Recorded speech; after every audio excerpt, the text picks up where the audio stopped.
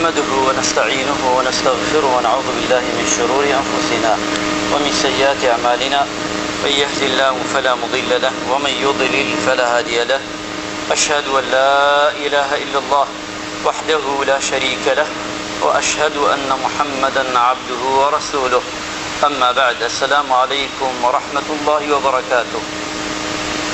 یەکەم وشە کە جوان بێ و لە خزمەتی جەنابتانە لە ماڵەکانی خوا کە کۆبینێتەوە مسڵمانە عەزیزەکان ئەوەیە کە سوپاسی خوا بکەین لەسەر هەزار نیعمەتی خوا کە ڕشاوە بەسەر هەمووماندا.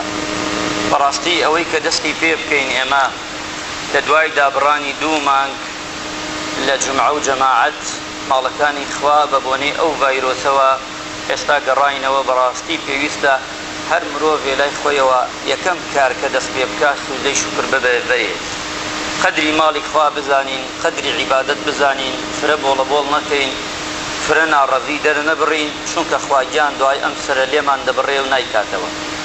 ئەبێ نیعمەتەکانی خوا زۆر بە گەورە بزانین. ماڵی خوا گەورەترین نیعمەتە بۆی ئێمە ئیماندار و مسڵمان، و نوێژ و عیبادەت و ئەمانە هەمووی گەورەترین عیبادەتە بۆ ئێمە، چونکە ماسی لە ئاو ببڕی ئەخین کێو نامێنێ، ژیانی نامێنێ. ئینسانی ئیماندارش هەروەهایە. وەڕەجوڵ متعلق قەلبه بالمەساجد، کە دڵەکانمان پەیوەستە بە مزگەوتەوە. خوای گەورە نەخۆشیە لە کۆڵی هەموومان بکاتەوە و سوپاسی بکەین لەسەر ئەوەی کە لە مانگی ڕەمەزانی پیرۆز دەرفەتێتری دا پێمان.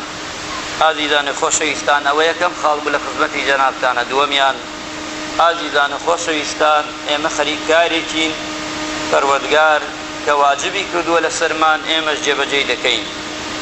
ئەوش ئەوەیە ڕۆژوگرتنە، وەک خواگیان لە حەدیسی قودسیە دەفەرمێ كل عمل ابن آدم له إلا الصيام، واتە هەموو کار و کردارێ بۆ خۆمانە ئێمە دەیکەین جگە لە ڕۆژوو نەبێ.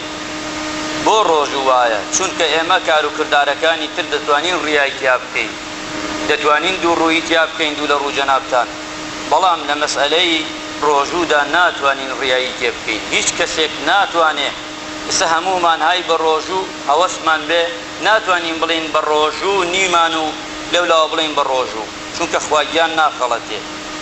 خدای پەروەردگار يعلم خائنة الأعين وما تخفي الصدور، ئاگای لە دڵەکانە هەمووی و ئاگای لەو شوێنانەشەکە إن الله سميع بصير، و هەمووی دەبینێ. چونکە ڕیا لە ڕۆژوان نییە، لە نوێژە لە عیبادەتەکانی تردا هەیە، بەڵام لە ڕۆژوان نییە. بۆی عولەمایانە فەرمن یەکێ لەو خاڵانە ئەوەیە ڕۆژوو بۆ خوایە و ئەنە ئەجزی به، خوای گەورە فەرمێ منش جەزای دەدەمەوە. جەزای ڕۆژوو چەنە نازانین ئێمە، و کەسش دیاری نەکردووە، و پێغەمبەری خوای صلی الله علیه وسلم دیاری نەکردووە. بەڵام ئەوە دەزانین، ئەزانین یەک بە 10 چاکە، وەک پێغەمبەری خوا فەرمێ كل عمل ابن آدم ضاعف العشرة، واتە هەموو کردارێ ئەبێتە 10 حەسەنە، یەک چاکە بکەی ئەبێتە 10، 10 ئەگەیەتە 700. ئەمە هەیە لەو فەرمایشتەی کە پێغەمبەری خوا صلی الله علیه وسلم ئەمە وا دەفەرمێ. بەڵام لەیرەش ئەڵێ إلا الصوم، جگە ڕۆژوو نەبێ، یعنی یەک بە 700ەکەش جگە، یعنی ڕۆژوو لەوەش دیاترە.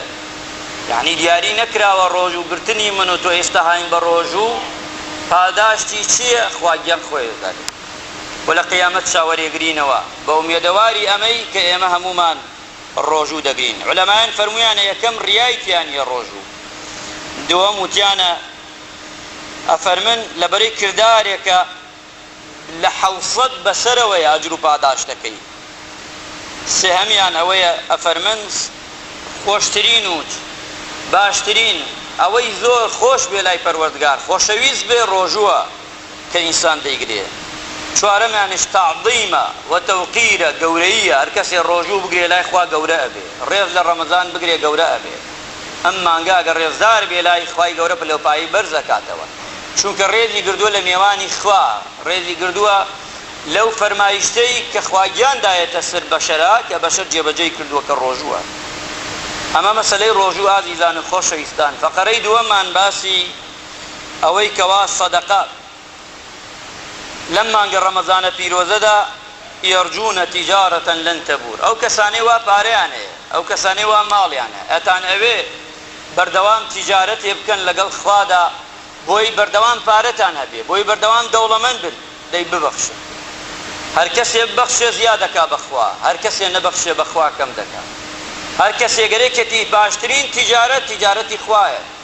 هەموو تیجارەتەکان لە ناو دەچێت، بەڵام تیجارەتی خوا لە ناو ناچێت. ئەمڕۆ بیدەخوا سبەی نێداتەوە، لە تەنگانە ئەداتەوە لە دنیادا و لە قیامەتش ئەداتەوە. چونکە خواگیان لەم ئایەتە ئەوە فەرمێ ئەوانەی کە ئەبەخشن لە پێناوی خوادا یەرجوونە تیجارەتەن لەن تەبوور، نافەوتێ، لە ناو ناچێ. خوای گەورە بەردەوام زیادی ئەکا.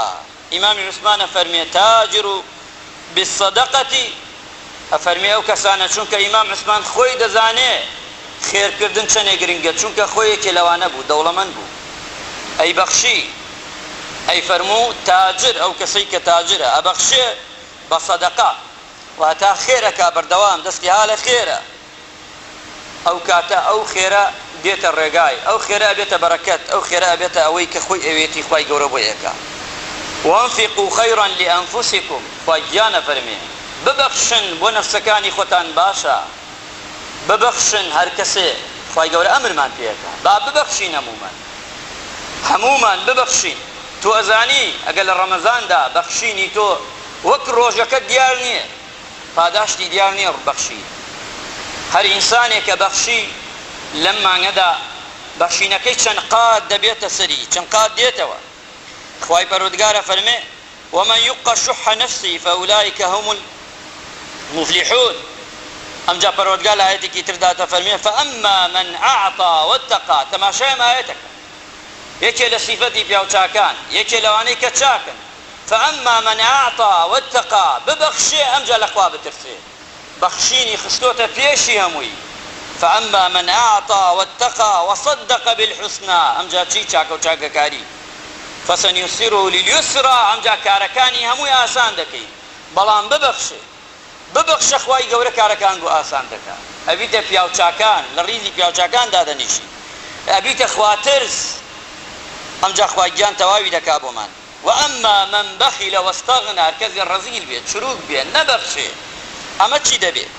وكذب بالحسنى، ئەو کاتە ناچێتە ڕیزی پیاوچاکان، و ئەو کاتەشی فسنيسره للعسرى، کارەکانی هەمووی قورس دەکەین لەسەری. ئازیزانم خۆشەویستان، کەواتە بەخشیت خوای گەورە لە دنیا کارە بۆ ئاسانەکە، لە قیامەتشدا ئەچیتە ڕیزی پیاوچاکان. لە پێغەمبەری خوایان برسی ئەگەر کەسێک ببەخشێ لەکوێیە؟ لە قیامەت.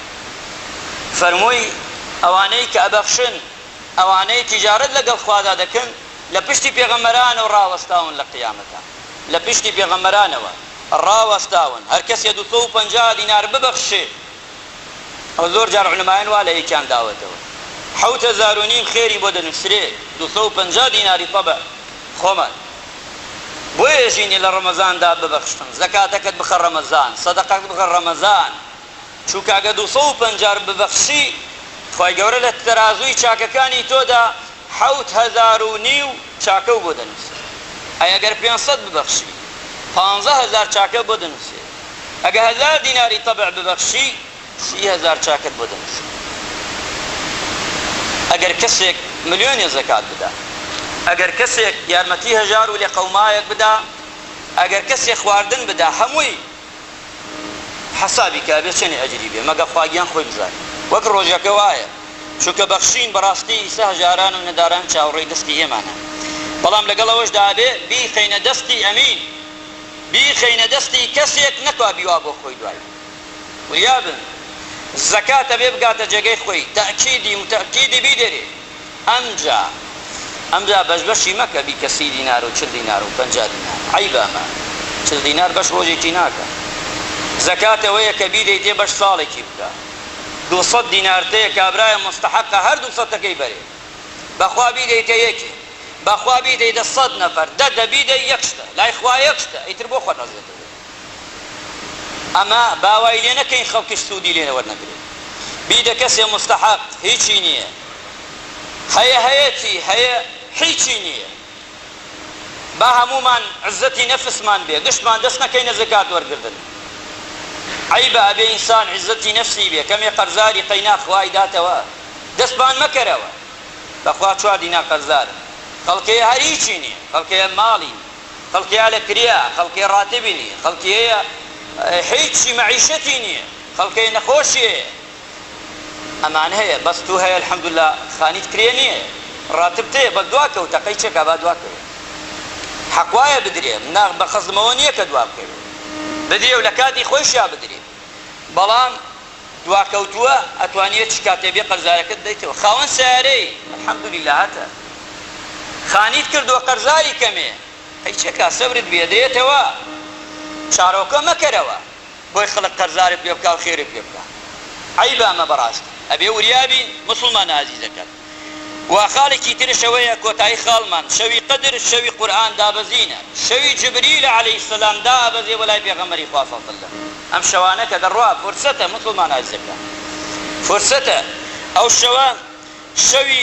حکمە هەموو حکم دەدرێت لەسەر هەموومان دانە بەدانەمان فایلەکانمان تازە ئەکرێتەوە شەوانی قەدر ئەو شەوەیە چارەنووسمان دەنووسرێ زەلامی وایە پێکەنێ بەس نازانێت شەو دەمرێ ئەجەلەکە پێترێ ئەدرێ ئەم شەو دیاری دەکرێت شەوی قەدرە فڵانی کوڕی فڵان لە سەعات فڵان لە کاتی فڵان لەو کاتەدا دەمرێ خوا ئەمری ناردووە فایلەکانمان تازە دەکرێتەوە لەیلەة القەدری خەیر من ئەلفی شەهر هەزار مانگ 83 ساڵ ئەجر و پاداشتەیە ئەگەر شەوی قەدر بێ 83 ساڵ بۆت دەنووسرێ واتە بەس یەک شەو نییە 83 ساڵ تۆ عیبادەت بۆ دەنووسرێ